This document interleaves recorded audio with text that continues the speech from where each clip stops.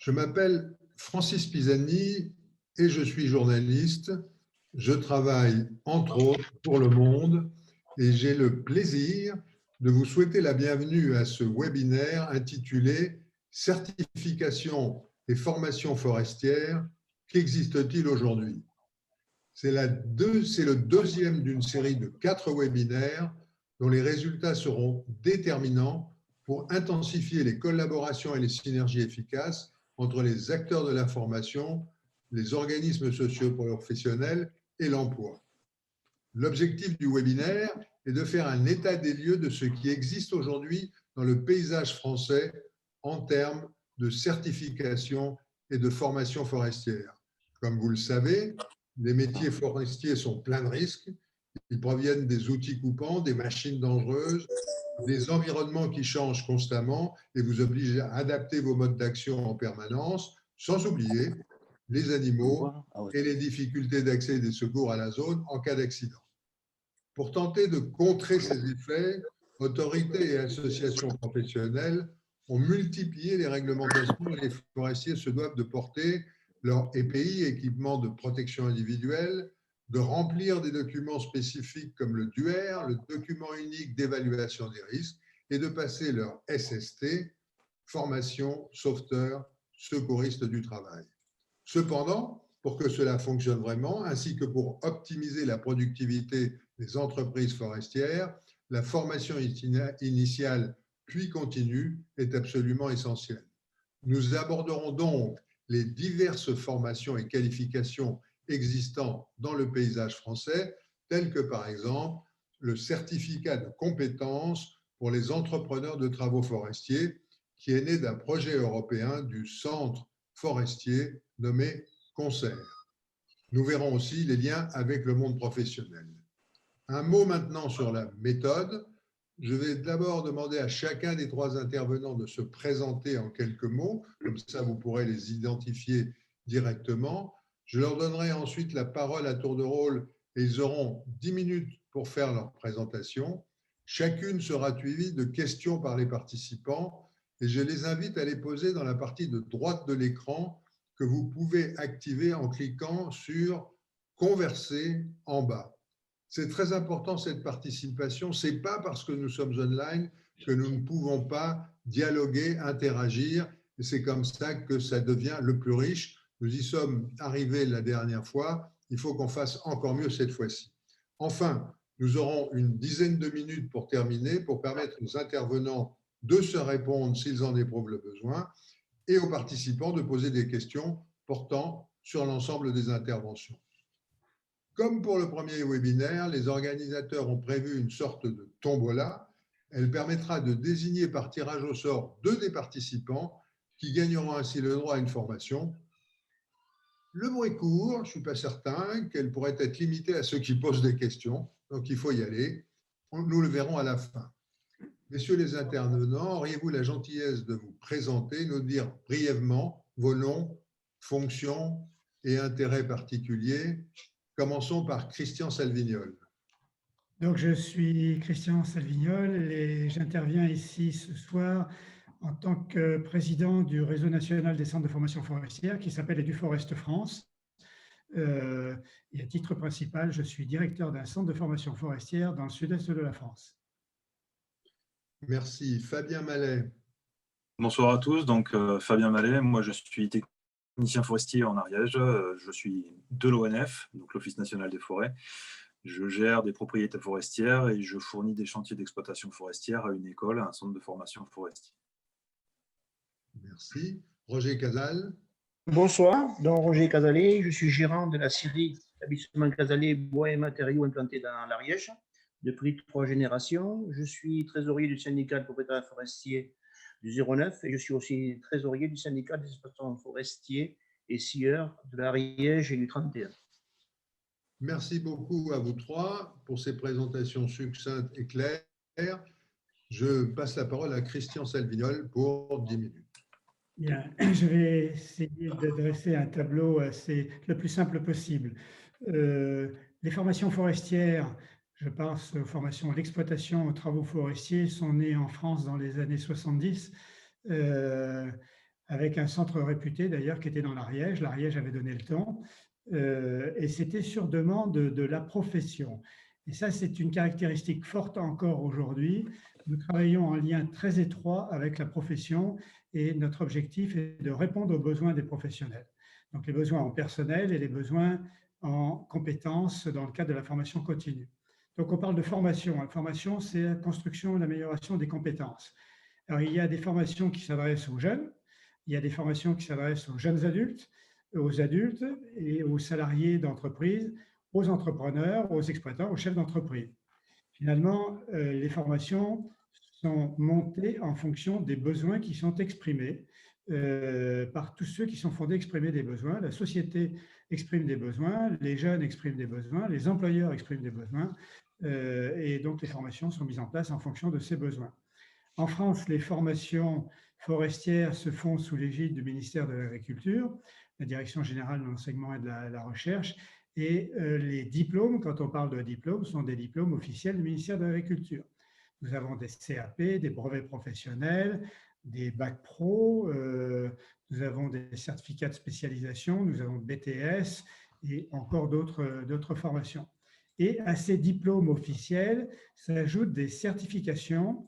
Vous avez parlé tout à l'heure de CONCER. CONCER, en anglais, c'était la certification des contracteurs, c'est-à-dire ceux qui signent un contrat. On appelle ça des entrepreneurs de travaux forestiers en France.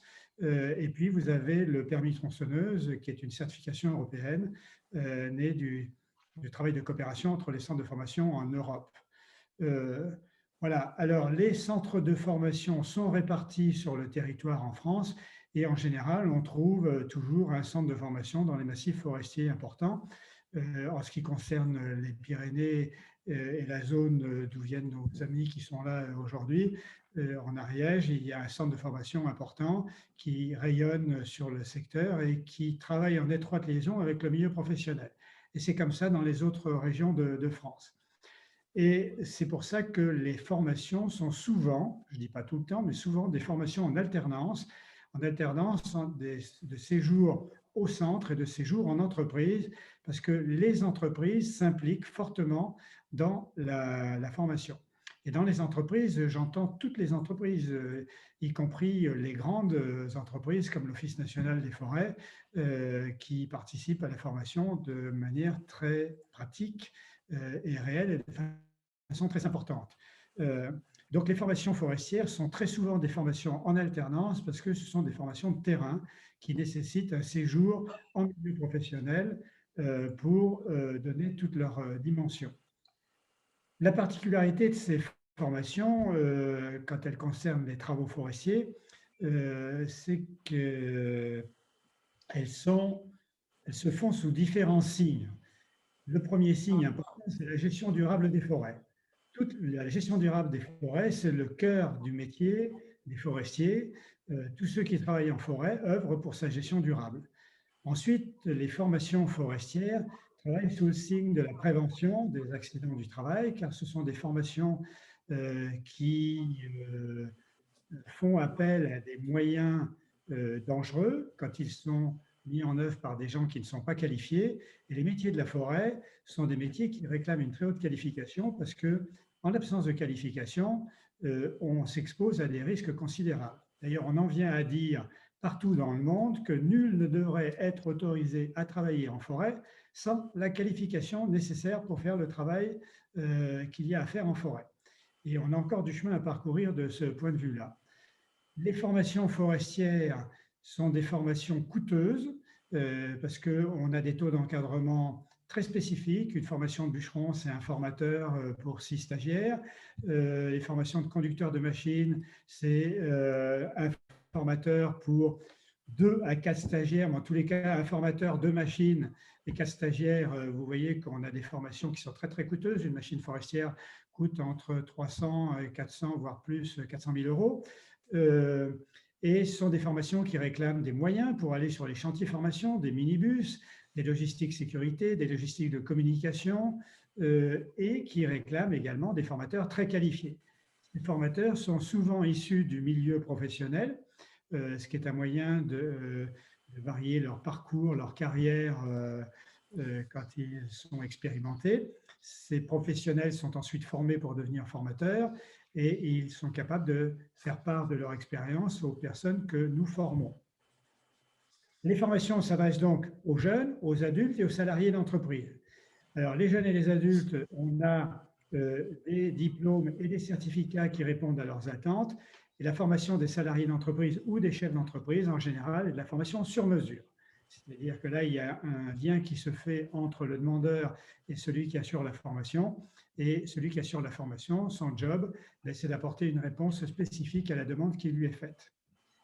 Les centres de formation travaillent sous le signe de la qualité. Ils vont tous être, à échéance 2021, certifiés Calliope, qui est une certification nationale qui résulte de la réforme de la formation. Ça veut dire qu'ils sont capables de délivrer une formation en réponse étroite aux besoins qui leur sont exprimés. Voilà rapidement dit l'essentiel. Ce que je voudrais ajouter quand même, c'est que pour faire des formations, il faut des candidats. Et nous sommes dans un secteur professionnel qui n'attire pas beaucoup de monde.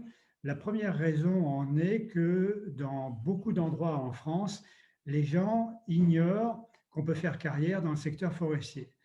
80% des gens habitent dans les villes aujourd'hui et la forêt, c'est un lieu de loisir, mais ce n'est pas un lieu de travail dans la tête de ces gens-là. Et donc, nous devons faire un gros effort d'information pour expliquer que si la forêt est là aujourd'hui, c'est qu'elle est gérée de façon durable et il y a toute une filière qui s'active autour de cette forêt et que cette filière a besoin de compétences. Et donc, nous, dans cette filière, on offre des métiers tout à fait intéressants, on offre des possibilités de parcours professionnel tout à fait intéressants. Pardon, j'aurais dû éteindre mon téléphone. Et nous avons un gros travail d'information à faire car ces métiers sont méconnus. Et ça, c'est très important et ce n'est pas une spécificité française. On rencontre la même chose dans tous les pays d'Europe, y compris les pays très forestiers comme la Finlande, qui, ça peut paraître paradoxal, mais a du mal à attirer des candidats. Pourtant, nous offrons des métiers nature, qui sont des métiers absolument extraordinaires, dans un environnement extraordinaire, un environnement naturel, et donc ces métiers devraient attirer beaucoup plus de monde. D'ailleurs, ceux que nous attirons vers ces métiers, très souvent, ils restent et ils font de belles carrières et ont de belles réussites professionnelles. Vous diriez que c'est un métier d'avenir? C'est un métier du présent et d'avenir. Je parlais de gestion durable tout à l'heure. Donc, on sème aujourd'hui, en formant les jeunes, on sème les graines de la forêt de demain. Donc, c'est forcément un métier d'avenir. Est-ce que vous pourriez nous donner un peu plus de détails sur le concert et sur le permis tronçonneuse pour les gens qui n'auraient pas une idée suffisamment claire? Oui, Concert, c'est une réponse à une attente forte du milieu professionnel des entrepreneurs de travaux forestiers, parce que très souvent, les gens qui se sont installés entrepreneurs de travaux forestiers n'avaient ni le temps ni les moyens de suivre la formation qui était nécessaire et ont dû appréhender leur activité avec beaucoup de courage et beaucoup de mérite, mais sans avoir été formés auparavant, parfois avec une expérience pratique de terrain, mais sans être passé par la case formation. Or, un entrepreneur de travaux forestiers, c'est un chef d'entreprise, même s'il travaille seul, il peut aussi employer des salariés. Et dès lors qu'on parle d'entreprise, on parle de management d'entreprise, de toute la responsabilité de chef d'entreprise. Et c'est pour ça que nous avons monté au niveau européen, parce que cette situation-là n'est pas une situation spécifique à la France, c'est une situation européenne. On a monté une formation spécifique pour les entrepreneurs de travaux forestiers, qui est une formation modulaire et que l'on peut suivre pour tout ou partie. Évidemment, on recommande de la suivre entièrement, mais aujourd'hui, en France, on a beaucoup de gens qui n'en suivent qu'une partie parce que les exigences réglementaires, nous sommes dans un pays où il y a de la réglementation, n'exigent pas la totalité de la formation. En ce qui concerne le permis tronçonneuse, pardon, en ce qui concerne le permis tronçonneuse, c'est une autre histoire qu'on a racontée il y a 2 jours. C'est un certificat européen de compétence. C'est le premier, pardon, c'est le premier certificat de qualification européen, tout métier confondu, qui existe dans l'Union européenne. Ça mérite d'être souligné. Et ce certificat de compétence est destiné aux utilisateurs de tronçonneuses. Alors, puisqu'aujourd'hui on parle des formations forestières, on va parler que des utilisateurs en forêt, mais on utilise des tronçonneuses partout. On a un sieur à l'écran dans les scieries, il n'est pas rare qu'on utilise une tronçonneuse. Et quand on est utilisateur occasionnel d'une tronçonneuse, on a absolument besoin d'être formé parce qu'on est soumis à plus de risques si on n'est pas passé par la case formation. Donc, le permis tronçonneuse est délivré dans 21 centres de formation accrédités en France aujourd'hui. Ce sont des centres qui doivent répondre à un certain nombre d'exigences qui sont fixées au niveau européen, de façon à ce que ce certificat de qualification réponde à tous les critères qualité qui ont été fixés au niveau européen. L'avantage de ce permis tronçonneuse, quand il y a une tempête, par exemple, dans un pays européen, en général, ce pays appelle des renforts venant des autres pays voisins. Et quand on arrive dans les autres pays voisins, si on monte son permis tronçonneuse, finalement, c'est facilement compris par ceux qui vont nous faire travailler, parce qu'ils connaissent tous le permis tronçonneuse. Ça s'appelle ECC en Europe. Et c'est un des intérêts du permis tronçonneuse. L'autre intérêt du permis tronçonneuse pour les chefs d'entreprise doivent faire la preuve que les gens à qui ils confient un travail ont la qualification nécessaire pour exécuter ce travail. Ça, c'est le code du travail. Et donc, quand on confie une tronçonneuse à un salarié, on doit pouvoir justifier de sa qualification. Et si ce salarié n'est jamais passé par la case formation, le permis tronçonneuse est une réponse. Notamment pour les salariés qui ont déjà une expérience, la formation, qui est en fait une préparation à l'évaluation au permis tronçonneuse, est très courte, selon le permis qu'elle passe, c'est 1 à plusieurs jours, et c'est suivi d'une évaluation qui débouche sur le certificat de qualification. Pour les salariés eux-mêmes, c'est très valorisant, notamment pour ceux qui n'étaient pas passés par la case formation et qui n'avaient jamais de certification. Eh bien, c'est le premier certificat de compétence qu'ils vont recevoir dans leur vie. Et ça, c'est très important aussi. Voilà quelques avantages du permis tronçonneuse, mais pour en savoir plus sur le permis tronçonneuse, eh bien, vous tapez permis-tronçonneuse.fr et vous savez tout. Le permis tronçonneuse est délivré à Pamiers, puisqu'on est dans le sud-ouest ce soir. C'est un centre particulièrement compétent pour faire ce genre de travail et qui le fait très activement. Le permis tronçonneuse est transfrontalier. Les gens de Pamiers vous diront, mais je parle en leur nom et sous leur contrôle, puisqu'ils sont cachés derrière l'écran, vous diront qu'ils travaillent avec leurs collègues espagnols. Parfois, on a des gens formés en France qui vont se faire évaluer en Espagne et inversement. Nous, dans notre centre de formation qui est dans le sud-est de la France, on a formé une promo et on est allé la faire évaluer en Espagne. C'est exactement en catalogue. C'est plus précis. Je voudrais, sur les questions qui sont posées, il y en a une qui demande un peu plus d'explications sur la gestion forestière durable et comment elle est abordée au cours de la formation. La gestion forestière durable, c'est la gestion qui nous permet de profiter des bienfaits de la forêt aujourd'hui et qui permettra à nos enfants de continuer à en profiter. Je vais la résumer comme cela.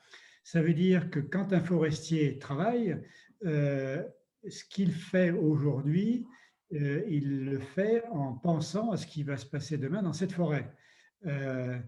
Et quand un bûcheron abat un arbre, ce n'est pas n'importe quel arbre qu'il abat, il a été sélectionné avec l'aide de spécialistes, on en a autour de la table ce soir, si je peux parler de table, ou autour de l'écran, qui désignent les arbres qu'il faut prélever pour permettre aux autres de prospérer dans les meilleures conditions.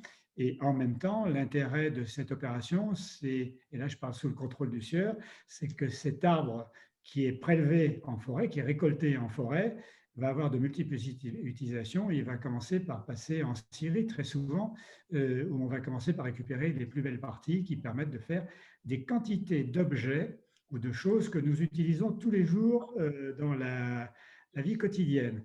Et alors, vous parliez comment on voit, comment on parle de cette gestion durable en formation.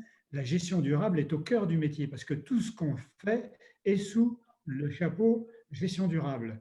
Et aujourd'hui, on a même des moyens de le prouver, puisque les utilisateurs de bois nous demandent, à ceux qui récoltent des produits en forêt, ils demandent de leur fournir des bois certifiés.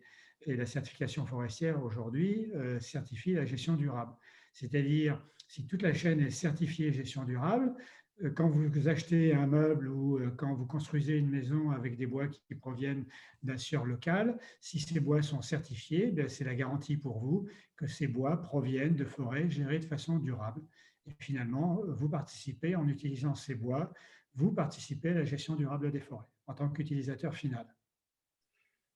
J'ai une question de François Dubois qui dit « J'ai 24 ans et je souhaite devenir bûcheron. Existe-t-il une formation ou un diplôme pour moi ?» Oui, François, il faut s'adresser au centre de formation le plus proche. Il y a le BPA bûcheron ou le CAP bûcheron.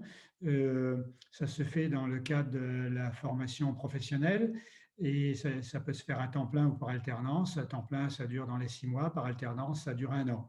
Ça peut se faire sous contrat d'apprentissage ou sous d'autres formes. Si François nous dit Quelqu'un dans quelle d'autre région il est, on lui donnera l'adresse du centre à qui s'adresser.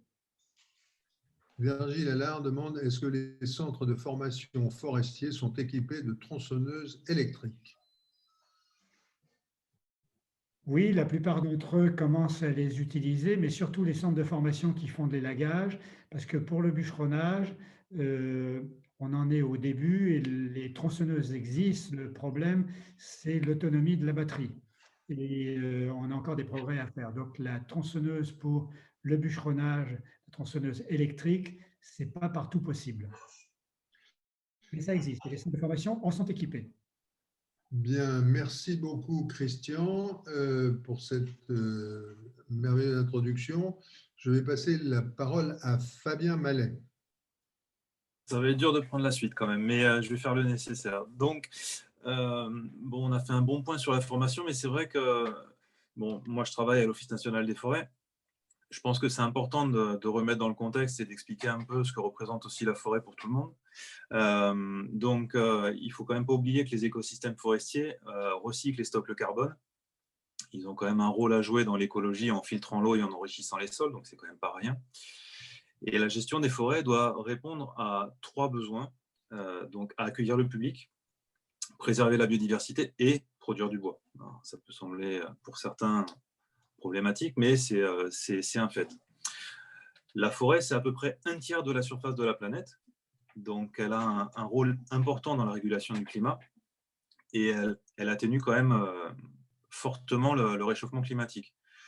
Elle stocke le dioxyde de carbone, comme je l'ai dit tout à l'heure. Elle retire à peu près 10% des émissions annuelles de gaz à effet de serre. Et le bois qu'elle produit, cette forêt, c'est quand même un matériau qui est renouvelable et qui est de plus en plus utilisé dans la construction. Voilà, donc ça, c'est déjà des éléments de contexte sur la forêt. La gestion forestière, après, derrière, elle est quand même assez variable d'une région à une autre. Et elle doit, en tout cas à mon sens, s'adapter aux enjeux de l'époque, en étant également tournée vers l'avenir, puisqu'on a produire du bois, ça prend à peu près une centaine d'années. Donc, en fonction des essences, ça peut aller de 60 à 150 ans en moyenne. Donc, les forêts qu'on gère, nous, à l'ONF, en fait, elles viennent du travail de nos aînés et on va léguer ce patrimoine-là à nos enfants. Donc, c'est important de ne pas faire n'importe quoi et d'effectuer une gestion, comme le disait M. Salvignol, une gestion durable de ces forêt. En ce qui concerne donc moi le travail que je mène sur l'Ariège, puisqu'on parle beaucoup d'Ariège et on va certainement en parler beaucoup ce soir, donc je suis responsable d'un secteur forestier avec plusieurs forêts qui m'ont été confiées. Donc j'y mène tout un tas d'opérations, des programmations de travaux d'entretien des peuplements, des travaux routiers pour la voirie et la desserte pour justement exploiter ces bois. Et une des opérations les plus importantes, puisqu'on travaille en forêt, justement, ça va être l'entretien de ces forêts. Donc ça va être le marquage des bois, les éventuelles plantations pour avoir de la forêt si les régénérations naturelles ne sont pas venues. Et puis, tout ce qui va être les exploitations. Donc, ça fait à peu près 10 ans que je suis arrivé sur l'Ariège.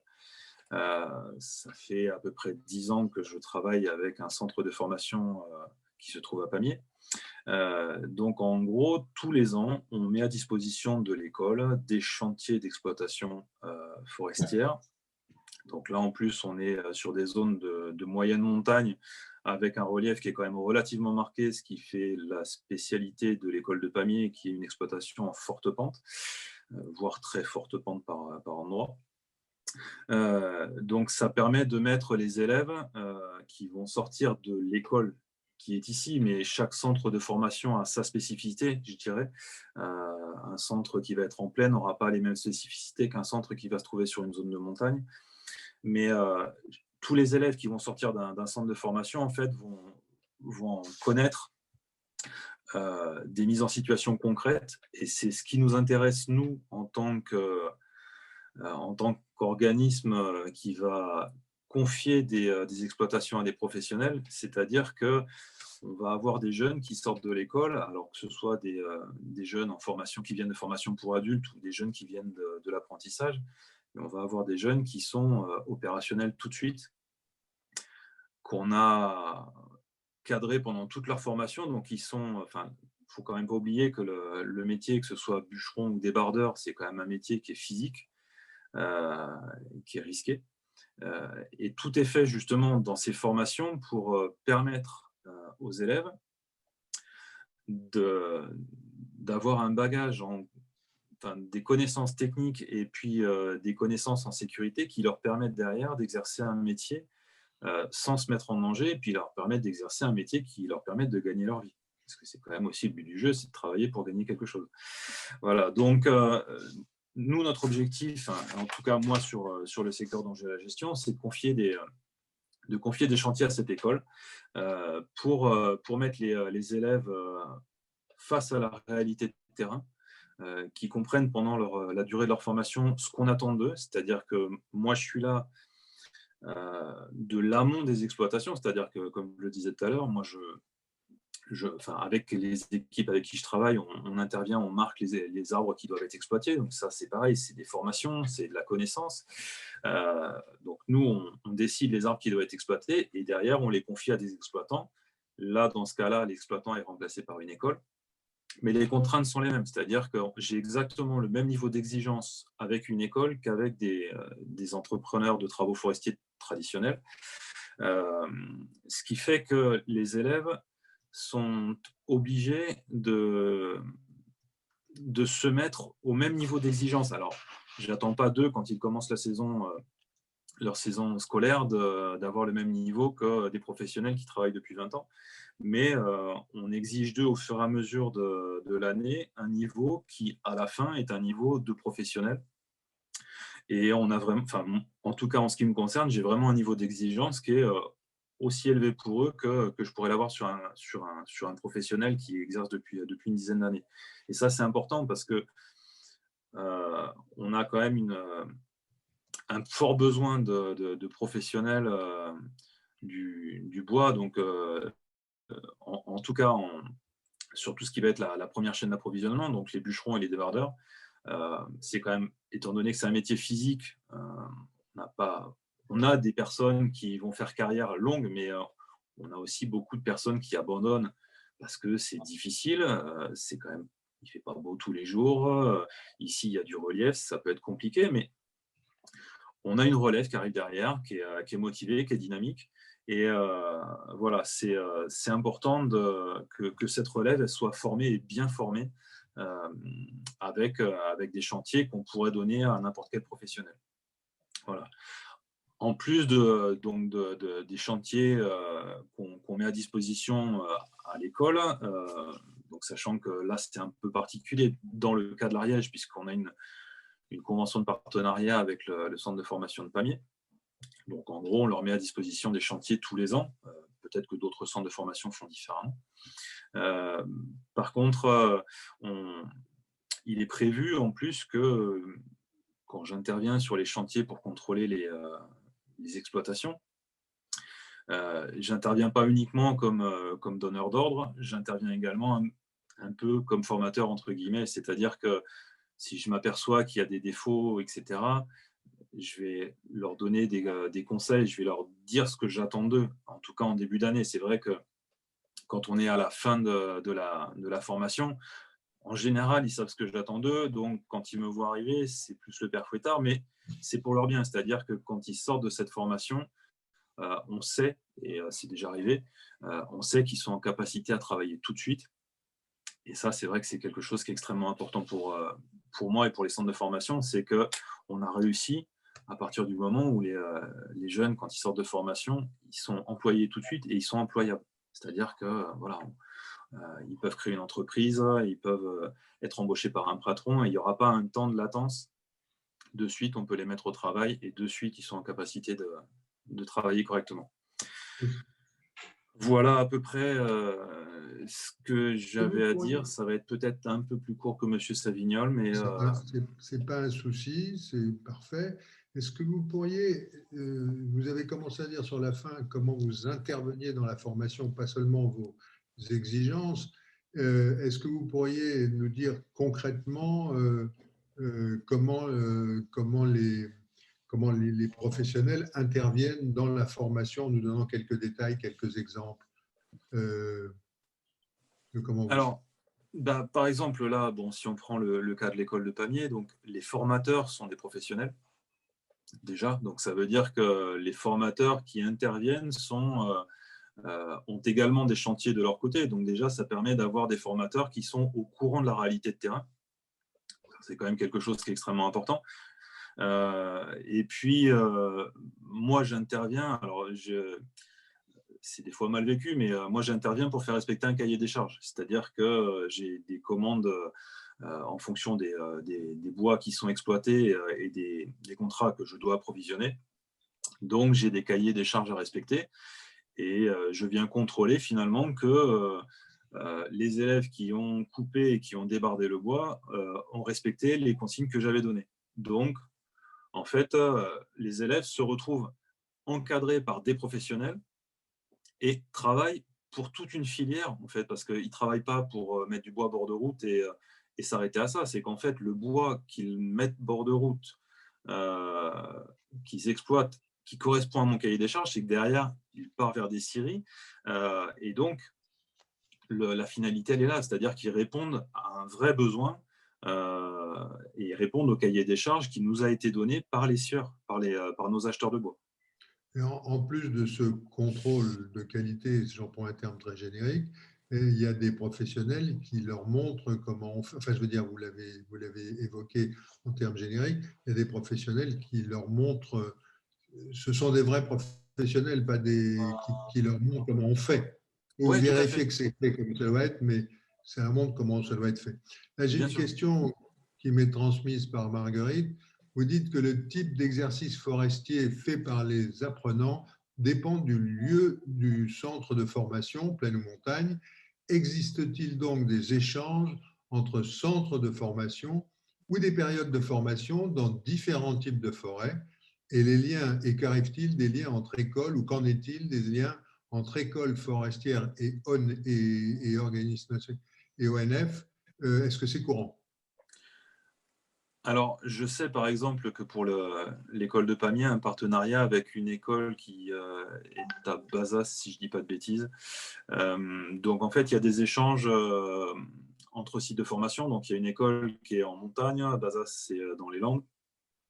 Donc, voilà, c'est une découverte pour les deux écoles, pour les élèves des deux écoles. Il y en a qui viennent de la plaine et qui arrivent en zone de montagne. Donc souvent ils l'ont difficile. Et ceux qui sont en zone de montagne et qui arrivent dans la plaine, pour eux c'est un peu plus simple, mais ça leur permet d'avoir une autre vision des choses. Donc ça c'est interne à une école. Après pour l'ONF, je vous dirais sincèrement que je connais le cas de l'Ariège parce que on a la convention avec le centre de formation de Pamiers. Je ne pourrais pas vous dire pour les autres centres de formation, mais je pense quand même qu'il y a de plus en plus de conventions qui sont mises en place entre les services de l'ONF et les écoles, puisque c'est quand même des partenariats qui sont structurants au niveau des régions, c'est important. Et il faut, c'est comment dire, c'est vraiment quelque chose qui doit être amené à se développer. Après, entre les écoles, par exemple, qui vont être en Normandie et Pamiers ou l'ONF, là, je ne pourrais pas vous en dire plus, par contre. Peut-être que Christian Salvignac pourrait qui je crois a une vision plus d'ensemble, pourrait nous donner quelques éléments là-dessus. L'ONF, pour ne citer que l'ONF, a des partenariats dans pratiquement toutes les écoles forestières en France. L'ONF est très présente. Les partenariats se montent avec l'ONF, mais se montent aussi avec la forêt privée, avec les coopératives, avec tout le monde professionnel. L'ONF est très présent. L'ONF a l'avantage de couvrir l'ensemble du territoire. Et ce que vient de dire Fabien Mallet, c'est la même chose dans beaucoup d'autres régions. L'ONF a besoin de gens qualifiés qui interviennent en forêt. Donc, l'ONF est intéressé à participer aux formations et les centres de formation sont intéressés à avoir la participation de l'ONF parce qu'il y a des compétences à l'ONF. Donc, il y a beaucoup de liens entre les centres de formation et le milieu professionnel, dont l'ONF. Ensuite, les centres de formation montagne-plaine, toutes les situations sont spécifiques. Nous, par exemple, nous sommes dans le sud-est, on couvre une région où il y a à la fois de la plaine et de la montagne, et les entreprises qui accueillent nos apprentis sont soit dans les zones plates, soit dans les zones montagneuses. Donc, dans un même centre de formation, on peut avoir toutes les situations possibles. Le cas de l'Ariège est très particulier dans la mesure où l'Ariège est au pied des Pyrénées, et là, on est vraiment en zone montagne.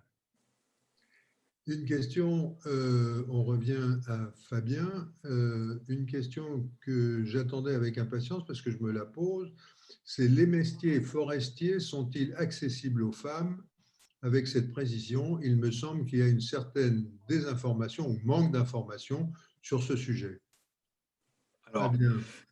Les métiers forestiers, c'est quand même très très large. Ça peut aller du bûcheron débardeur jusqu'aux ingénieurs forestiers. Mais les métiers forestiers en général sont tous ouverts aux femmes. On a régulièrement des femmes en formation de bûcheron ou de débardeur. Ça arrive tous les ans d'en avoir.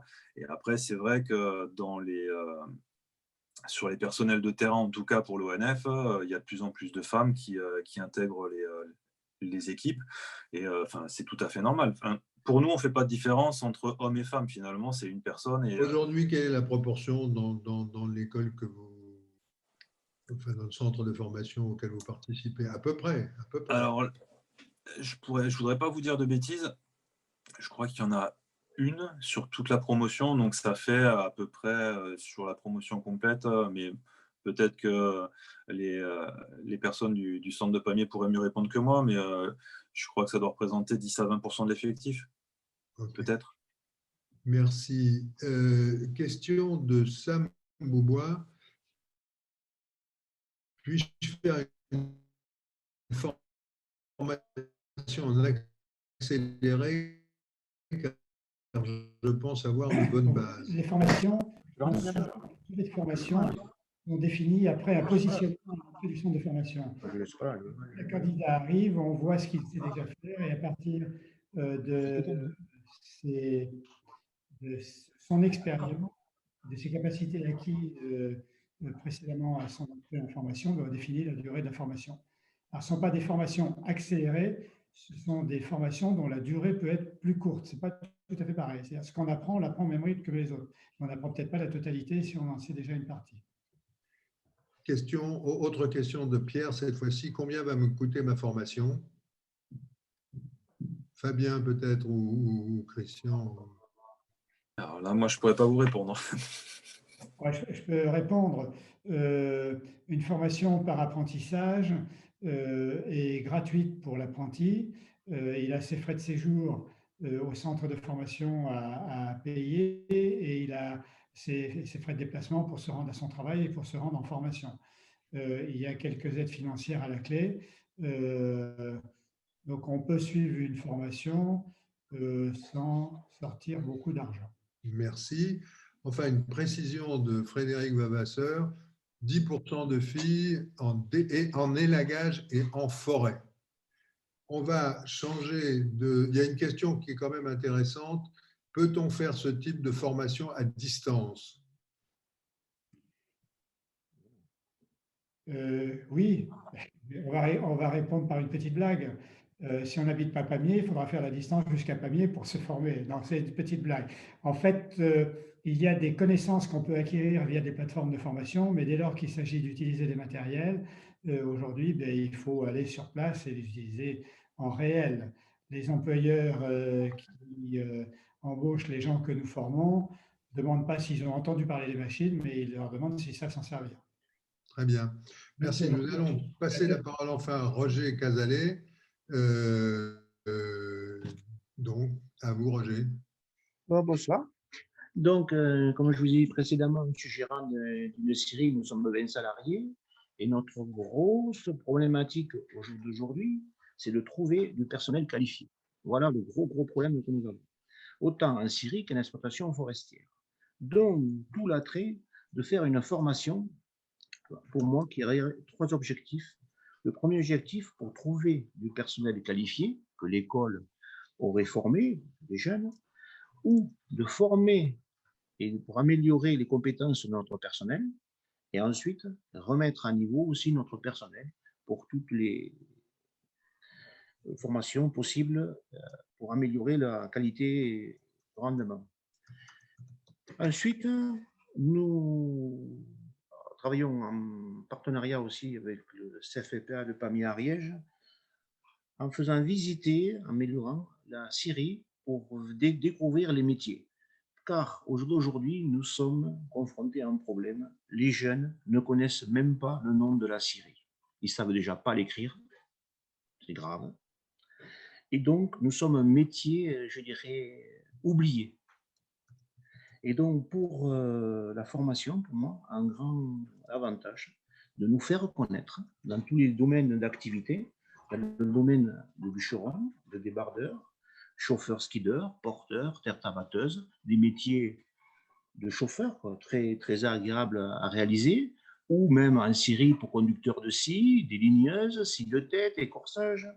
Je reviendrai sur une remarque de Christian tout à l'heure, qui donnait les permis tronçonneuses. Et là, j'ai rigolé grave, car dans les scieries, les tronçonneuses, on n'en a presque plus. Tout est automatique aujourd'hui. Donc, voilà, on a évolué, je dirais. Donc, pour enlever l'idée des personnes que la tronçonneuse dangereuse qui coupe tout n'est plus dans nos travaux.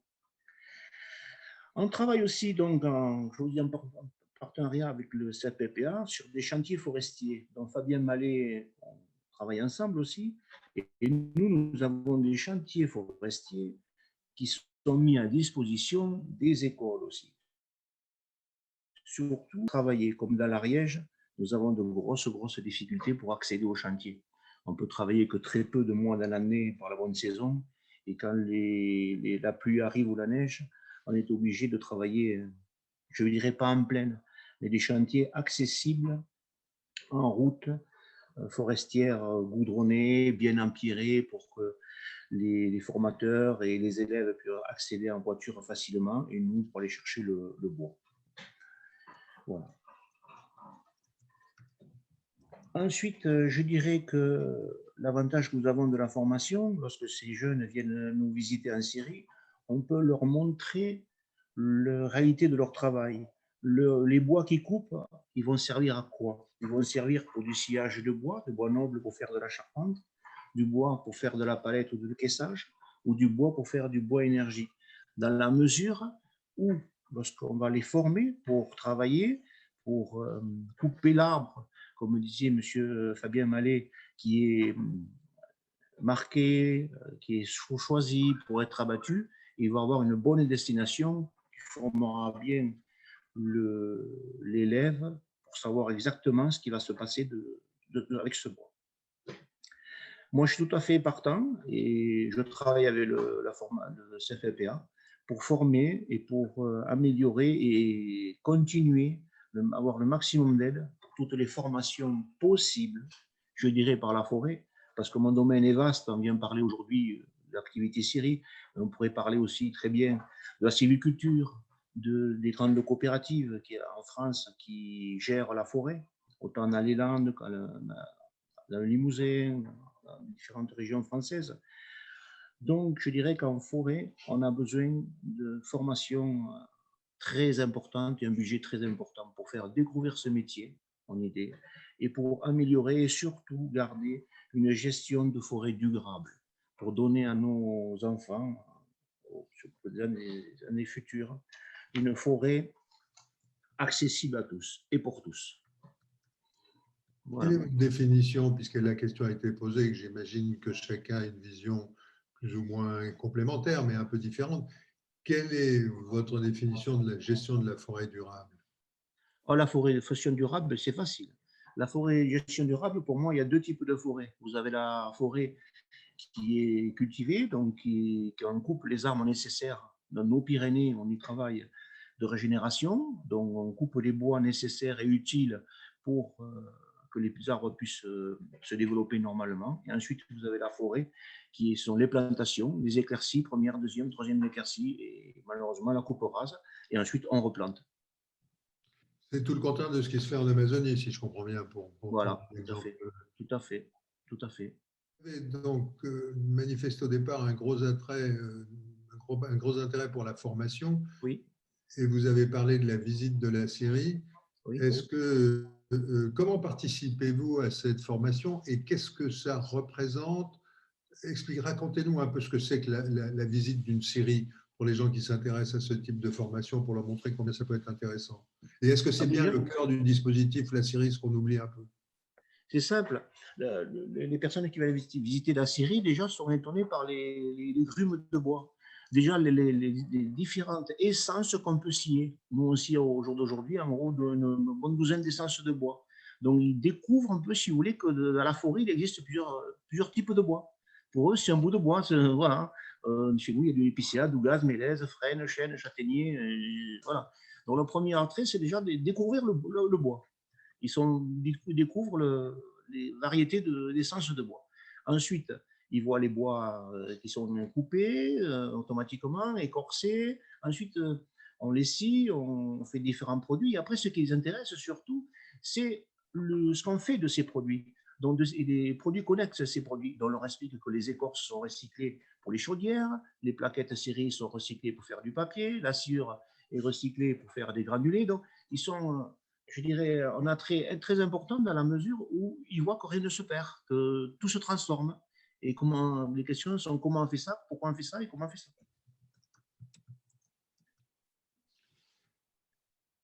Est-ce que je voudrais rappeler que nous attendons des questions de l'auditoire, des participants. Et vous avez dit quelque chose qui m'a surpris, qui était il n'y a plus de tronçonneuses dans les scieries. Oui, tout est Alors, automatique. c'est tout en qu'est-ce qui est circulaire. automatisé? Oui. C'est automatique. Les parcs agrumes, c'est une grosse chaîne ou une grosse circulaire qui va couper les bois. Donc, si vous voulez, c'est pour éviter les accidents, pour éviter le contact humain avec la tronçonneuse. Est-ce que nous avons des questions? J'attends les questions sur, je vous rappelle, voilà. C'est une question pour Christian Salvignol ou les autres intervenants. Est-il possible d'effectuer son apprentissage, si région frontalière, ou son stage dans un autre pays? J'aimerais bien qu'on commence par le concret, c'est-à-dire ceux qui sont dans l'Ariège et qui sont proches de la Catalogne et de l'Espagne. Et après, on verra ce qu'en dit M. Salvignol, qui a une vision plus globale. Comment vous voyez ça, vous deux, Fabien et Roger? Alors, il y a eu un projet européen qui a été mené avec justement le centre de Pamiers et des écoles en Espagne. Donc, il y a eu des échanges scolaires ou sur des chantiers, des chantiers transfrontaliers d'ailleurs. Donc, mais ça rentrait dans la scolarité. Maintenant, je ne pourrais pas vous dire, je pense que M. Salvignol aura plus d'informations là-dessus, s'il est possible qu'un élève français puisse aller faire toute sa scolarité ou ses stages sur l'Espagne, ça, moi, je ne pourrais pas vous dire. Entreprises extérieures, donc roumaines, espagnoles, portugaises qui viennent travailler en Ariège, mais après, formation, je ne peux pas vous dire. Christian Savignac, vous avez des choses à nous dire dans ce domaine? Pour l'apprentissage en France aujourd'hui, tout a été fait pour développer la mobilité européenne avec les programmes Erasmus et il est possible d'effectuer une partie de sa formation dans un autre pays pour des durées qu'on encourage à devenir longues. Aujourd'hui, il y a surtout la mobilité courte. Ensuite, des stages dans une entreprise, quand on est stagiaire de la formation professionnelle et qu'on doit aller faire un séjour dans une entreprise, aller faire un stage dans un pays étranger, c'est possible, c'est encadré, ce qui est normal, mais c'est possible.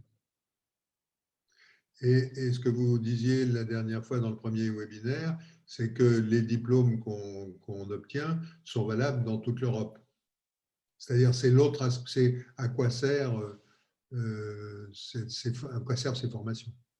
En fait, ce que je disais, c'est que si un stagiaire de France va faire un séjour dans une entreprise dans un autre pays, en Espagne par exemple, il va quand même passer son diplôme en France. Je parlais simplement du permis tronçonneuse qui est, lui, commun à tous les pays d'Europe. Sinon, aujourd'hui, on fonctionne au rythme des équivalences, c'est-à-dire quelqu'un de l'Union européenne qui veut venir travailler en France, quelqu'un d'un autre pays, il va falloir chercher que s'il présente un diplôme forestier, il va falloir chercher à quoi ça correspond. Ce n'est pas toujours très simple parce que chaque pays a ses propres pratiques.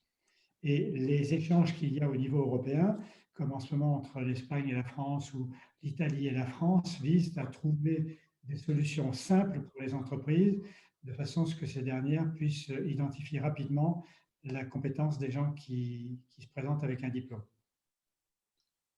Une nouvelle question, et je vous signale qu'on a encore quelques minutes pour d'autres questions. Elle vient de Jordan. Puis-je financer ma formation avec mon compte personnel de formation? Oui, si la formation est inscrite au registre spécifique, c'est un registre national où sont inscrites les formations et notamment les diplômes et les certificats que l'on peut financer avec le compte personnel de formation. Et ça s'applique au domaine forestier, je veux dire. Oui, mais le compte personnel de formation va contribuer à financer, mais on a 500 € par an, si je ne me trompe pas. Donc 500 € par an, ce n'est pas beaucoup. OK. Capitalisé sur plusieurs années, hein, mais oui, mais le compte personnel de formation est fait pour ça. Il est fait pour financer la formation. Très Il bien. est fait pour ça. D'autres questions? Est-ce que vous avez d'autres observations ou des questions à vous poser ou des précisions à donner sur l'ensemble? Nous sommes sur la fin, sur l'ensemble de ces échanges, que ce soit Fabien, Roger ou Christian, qui puissent nous aider, qui puissent aider les gens qui nous écoutent. Et moi, je veux bien conclure en ce qui me concerne. Je crois que le tour de table qu'on a ce soir, il faut s'en féliciter parce que les centres de formation, nous n'existons que pour répondre aux attentes des entreprises. Et donc, si les entreprises travaillent avec les centres de formation, c'est la situation idéale. Donc, il faut se féliciter de la participation d'un sieur et d'un représentant de l'ONF ce soir. C'est une illustration de cette mobilisation professionnelle. Voilà ce que je voulais dire. C'est pour ça qu'on organise ce webinaire. Question qui est apparue, existe-t-il un site ou autre que je puisse consulter pour avoir toutes les informations sur la formation forestière? Oui, je crois qu'il y a un site qui s'appelle Les Métiers du Bois. Métiers du Bois. Si on tape formation forestière sur l'Internet, on aura de multiples réponses. Donc, il faut taper formation forestière et ensuite vous avez le choix. Et vous aviez signalé la dernière fois un site dont j'ai oublié le nom, dans le cadre de la formation de tronçonneuse, du permis tronçonneuse. Oui, là, c'est permistronçonneuse.fr. Voilà, c'est ça. En un seul mot. Et je vois CFPPA Ariège comminges.fr. C'est Frédéric Vavasseur qui vient de le mettre, je redis, www.cfppa Ariège Comminges avec 2 M et un S à la fin, .fr. Merci Frédéric. Fabien, est-ce que vous avez quelque chose à dire? Écoutez, pour monsieur nous aider à conclure? Monsieur Savignol a dit le principal. Je pense que voilà, c'était vraiment bien d'avoir toute la filière de la formation autour de la table. Ça permet vraiment de dresser un état des lieux et que tout le monde comprenne un peu les tenants et les aboutissants. Donc c'est vraiment une très bonne chose. Merci. Roger? Moi, j'ajouterais qu'une chose, oui, à travers de la formation, on peut faire découvrir tous les métiers de la forêt. Et ce sera en plus pour toutes nos activités forestières. Est-ce que il y a beaucoup de jeunes, vous dites que c'est un métier oublié ou que c'est une dimension oubliée ou un type de territoire oublié, mais est-ce que vous constatez tous les trois aujourd'hui un intérêt, un nouvel intérêt des jeunes pour ces métiers de la forêt ou la forêt avec tout ce qu'elle représente pour nous depuis des millénaires et dans le futur? Si vous permettez, je répondrai. Jusqu'à présent, nous, le personnel dans l'entreprise fait toute la carrière chez nous. Nous avons des personnes jusqu'à 34 ans de salaire chez nous. Et au jour d'aujourd'hui, pour trouver des jeunes, c'est très, très, très compliqué. Pour remplacer les personnes qui partent à la retraite, c'est très, très compliqué. Fabien, votre Ouais, expérience? j'ai le même constat. Bon, nous, on intervient vraiment très en amont de la filière. Donc, en général, les jeunes viennent voir la gestion forestière en s'imaginant que c'est promener tous les jours en forêt, les petits oiseaux, etc. Et donc, on leur explique la réalité du terrain. Mais c'est vrai que je constate que plus ça va, moins il y a de jeunes qui sont intéressés. Et pourtant, Christian Salvignol nous a dit que c'était un métier d'avenir. Comment concluez-vous cette conversation, Christian? Les métiers en France, en général, ne font pas recette. Pourtant, ils offrent des possibilités considérables. Et ça, c'est les métiers en général. Les métiers en particulier, comme les métiers de la forêt qui ne sont pas connus, ne font pas plus recette que les autres. Mais aujourd'hui, on a besoin des métiers. Regardez, je vais simplement vous citer un exemple qui n'a rien à voir avec la forêt, mais Airbus a embauché des centaines de chaudronniers. Voilà un métier qui était complètement oublié, qui était complètement déconsidéré. Et aujourd'hui, Airbus les a embauchés à 3 000 € par mois et les a formés. Ça veut dire qu'on a besoin de gens avec des compétences métiers, de la forêt comme partout ailleurs. Donc, nous allons terminer. Merci beaucoup. Merci beaucoup à tous les trois. Merci beaucoup à tous ceux qui nous ont suivis au cours de cette heure. Et nous allons terminer avec les résultats du tirage au sort. Donc, pour 2 formations, le premier poste a été accordé à Brice Bouissou et le second à Peter Giard. Peut-on savoir où ils habitent? Alors, c'est à eux de le dire. Je n'ai pas la moindre idée de là où je suis. Si Marguerite a une idée, elle peut nous le mettre sur le petit espace de conversation. Et sinon, on leur demandera ou on demandera à Marguerite de vous le signaler. Mais si on le savait tout de suite, ça serait bien. Puisque vous êtes, si vous êtes encore là d'ailleurs, Brice et Peter, dites-nous où vous êtes. Attendons une seconde ou deux. Nous permettra de leur dire quel est le centre de formation Voilà. formé. Voilà. Bon, pas de réponse instantanée. Il est 19 h et nous avons le droit à un webinaire d'1 heure.